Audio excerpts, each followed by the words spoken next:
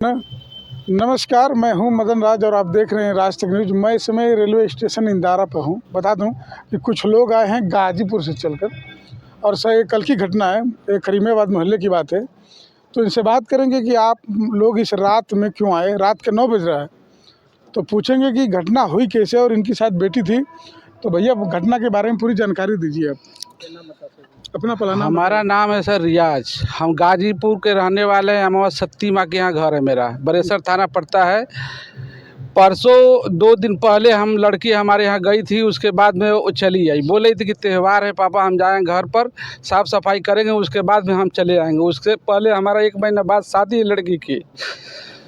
तो हम घर पर थे, तो उसको जो है कि गाँव घर पर जो है कि उसको मार दिए सब। कौन मार दिया? उसके जो है कि ससुर और सास जो है, ननद है, देवर है, सब मिल गया। नाम तो बताएंगे कोई? जी मोहम्मद मनव्वर। उसकी सास का नाम है जो है कि कुरैसा, देवर का नाम है छांगुर सोनू, और उसके भाभी के जो जेठानी है दोनों, उसका राबिया नाम है, और जो है ये जो है कि लाडो नाम है। और ननद जो है कनीजा है, जो कि मऊ रहने वाली है, शादी हुआ है उसका।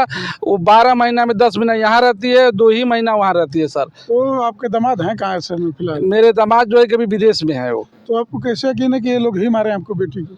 इसलिए कि वो लोग बहुत प्रताड़ित करते थे सर। तो आपकी लड़की कभी बताई थी? जी क्या बोल रही थी? बोल रही थी कि लोग हमको बराबर बोल रहे, डांट रहे, और डिमांड करते थे पैसे रुपये का। तो शादी कितना साल हो गया अभी? शादी हमारा जो है कि 15/11/2017 को हुआ था शादी। तो 17 के बाद यानी 3-4 साल बाद फिर पैसा मांगने लगे सर? जी नहीं, बीच बीच में मांग रहे थे, मगर हमारी गलती थी कि हम अफियार नहीं करते थे। इसलिए कि हमारी बहन के लड़का था, इसलिए हम सोचे कि भाई अपने के बात समझा बुझा करके छोड़ देते थे। तो बहन का लड़का कौन है? ससुर जी हैं आपके, समधी हैं कि दामाद हैं? नहीं, हमारा जो समधी है वो हमारे बहनों ही लगते हैं। अच्छा। और जो सास है वो हमारी बहन लगती है। तो आप कभी नहीं बोले कि शादी इतना दिन हो गया आप दहेज की मांग कर रहे हैं? जी कहते हैं बार बार, लोग कोई बात नहीं सुनता था एकदम। तो कल जब घटना हो गया आपके बेटी के साथ जो भी, जी कैसे पता चला आपको? कोई गांव का ही व्यक्ति हमको फ़ोन किया, यानी यहाँ करीमाबाद का? जी करीमाबाद का फ़ोन किया। तो हम सुने और बोले कि चलो भाई ऐसा बात बता रहा हो। घर वाला कोई नहीं बताया हमको।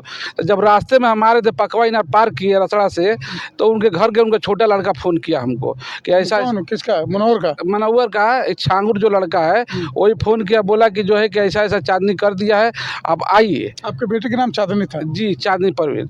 तो हम बोले ठीक है, हमारे हैं। उसके बाद में जब हम यहाँ पर मौके पर आए तो देखे कि दरवाज़ा सब खुला हुआ है, और जो बोले कि फांसी लगा के मरी है, वो लटकी उटकी नहीं थी। वो ऐसे बिस्तर पे लिटाए हुए कि उसका मुंह बंद है, आंख भी नहीं खुला है, एकदम ठीक एकदम सोई हुई आराम से। कहीं उसका कोई चोट के भी घर निशान वालों का कहना है कि फांसी लगाई थी, आपका कहना है कि वो फांसी नहीं लगाई थी? जी कैसे यकीन, कैसे मालूम पड़ा आपको कि फांसी नहीं लगाई? इसलिए कि जो करकट का जो दीवार है उसका ऊंचाई जो है कि 7.5 फीट 8 फीट के करीब है, और उसी पर करकट लगाया हुआ है, और पाइप जो पतला वाला पाइप लगा है। अगर कोई भी व्यक्ति अगर फांसी लगाता 60 65 70 किलो का, और उसमें रस्सी लगाया तो जरूर घसकेगा वो। और उसमें मूर्छा इतना पकड़ा हुआ है कि उसमें कहीं ना रगड़ है, ना दागी है, ना कुछ है। तो अभी आपकी बेटी की लाश है कहाँ? आप लोग दफन कर दी, कहाँ है? जी लाश तो जो है कि उसी टाइम पुलिस आई और लेकर चली गई पोस्टमार्टम के लिए। उसके बाद लेके गए, वहाँ पर रख दिए थाने पर मऊ।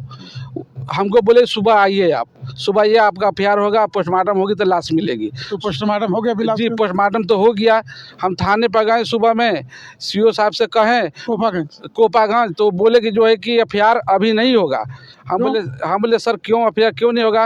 बोला भगते हो कि ज़्यादा नेतागिरी करोगे। कौन? एसओ साहब बोले? एसओ साहब बोल रहे थे। ऐसा क्यों बोले? ऐसे ही बोल के भगा दिया। हम बोले सर ऐसा क्यों कर रहे हैं? वो सुनी, हमको डांट के भगा दिए। वो करते करते जो है कि 12-1 बज गया हमको। फिर बोले पोस्टमार्टम हो जाएगी, उसके बाद में जो है कि तुम्हारा दरखास्त लिखा जाएगा। पोस्टमार्टम जब हो गया तो फिर हम दोबारा गए उनके पास, तो वो नहीं थे। फिर हम जो है स्टाफ जो है सबसे पूछने लगे, बोले कि ऐसा है ना कि अभी नहीं आएंगे, 1 घंटा रुक जाइए। बोले ठीक है भाई, 1 घंटा रुक जाते हैं हम। 1 घंटा 2 घंटा रुके हम। उसके बाद हम बात किए, तो एक आदमी से पूछे तो बोले नंबर दिए और बोले कि बात कर लीजिए।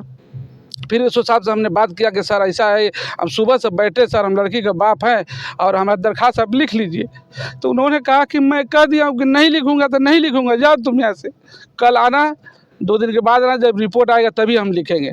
हम बहुत रिक्वेस्ट किए सर, मगर वो हमको भगा दिए। तो किसके ऊपर आप एफआईआर दर्ज कराना चाह रहे हैं? हम एफआईआर दर्ज करा रहे हैं जो है हमारे लड़की का जो ससुर है और सास है और ननद है, देवर है, भाभी है, सभी लोग। ऐसा था उसको सर कि बहुत सभी लोग से उसको कष्ट था, कोई उसको चाहता नहीं था। तो आपको यकीन कैसे होगा कि वो लोग नहीं चाहते थे इसीलिए वो फांसी लगा ली और 4 लोग मार दिए, कैसे पता? इसलिए यकीन हो गया सर कि हम जानते थे कि कभी भी उसके हम आए तो देखते थे उन लोगों को कि कोई उससे ना बोलता था ना चालता था, खाली पैसे का मैंने कोई भी मैंने डिमांड उसको बराबर रखता था कि गलत है, ऐसा करती है वैसा करती है, इसीलिए। तो अभी आपका एफआईआर दर्ज नहीं हुआ, रात के 9 बज गया, तो कल जी। क्या करेंगे आप? अभी जब हम चले आए वहाँ वहीं पर थे हम, हमारा भाई यहाँ पर रोकने की कोशिश किए कि अभी भाई हमारा आ जाएगा तब मट्टी होगा, तो यहाँ जो लड़के पक्ष के थे वो लोग हमारे गांव से जो आदमी आए थे उनको दौड़ा के मारने लगे, बांस उस चलाने लगे आपके गाँव वालों को? गांव वालों को। यहाँ के लोग? जी, यहाँ के लोग 2-4 आदमी मारे भी उसको और बोले कि मुआ देंगे, बांस उस सब देखेंगे सर, वीडियो बना हुआ है, ऐसे किए वो लोग। फिर हम वहाँ से आए और बोले तो कि अभी तो एफआईआर दर्ज नहीं, तो अगला कदम क्या होगा आपका? एफआईआर दर्ज करना पड़ेगा सर, अब नहीं करेंगे तो हम क्या कर सकते हैं। नहीं, कुछ कहेंगे ना कि अभी सुबह होगी, सुबह क्या होगी, करेंगे? सुबह होगी तो फिर आगे हम जाएंगे। फिर कप्तान एसओ साहब के हाँ, पास? फिर एसओ साहब फिर के वही पास बोलेंगे तब क्या करेंगे आप? अब फिर आगे बढ़ेंगे सर। चलिए ठीक है, ये लड़की के पिताजी हैं और इनका कहना है कि हमारे बेटी से लोग शुद्ध बात नहीं करते थे परिवार वाले, और इनके दामाद जी शायद फिलहाल विदेश हैं जी 2 साल से, जी और पूरा इल्ज़ाम लगा रहे हैं घर वालों पर। तो आप देख सकते हैं रात के 9 बज चुके हैं और ये कोपागंज थाना से भाग कर आए हैं, यानी एसओ साहब शायद इनको भगा दिए हैं जी कि जी। आपके भाई जो भी कह रहे हैं एफआईआर दर्ज नहीं किया जाएगा। वहाँ पर लोग ऐसे ऐसे कह रहे थे कि आप जो है कि इसको सुलझा लीजिए अपने में, यानी कि मामला का हाँ सलट लीजिए, कोई फ़ायदा नहीं होगा। आप जो भी दरख्वास्त लिखवाइएगा कोई फ़ायदा नहीं है, तफ्तीश करेंगे हम, आपको कोई क्या बोलते हैं वो जुटा नहीं पाएंगे, साबुत नहीं जुटा पाएंगे, केस हल्का हो जाएगा, कोई फ़ायदा नहीं है, आप मत लिखाइए। हम ले अरे भैया ऐसा काहे कर रहे हैं आप, हमारी लड़की है मरी हुई है और मार दिएंगे, मरी नहीं है वो, मार दिए गए। तो साबुत तो पुलिस ने ढूंढेगी जी, तो वो ऐसे बात नहीं कर रहे ना, वो कह रहे कि सलटा लो, काम खत्म कर लो यहीं से, ऐसे बात कर रहे हैं सर। चलिए ठीक है। उत्तर प्रदेश के मुख्यमंत्री योगी आदित्यनाथ कहते हैं कि हमारी पुलिस चाक चौबंद रहती है और 24 घंटा सेवा में रहती है, और इनको कोपागंज थाना से एसओ साहब बोले हैं कि आप चले जाइए, सबूत नहीं जुटा पाएंगे। तो सबूत इनको जुटाना है कि पुलिस को जुटाना है, अब तो आप तय करेंगे। आपके क्या राय कमेंट बॉक्स में जरूर लिखें। ऐसे खबरों के लिए राज तक न्यूज़ चैनल देखते रहिए।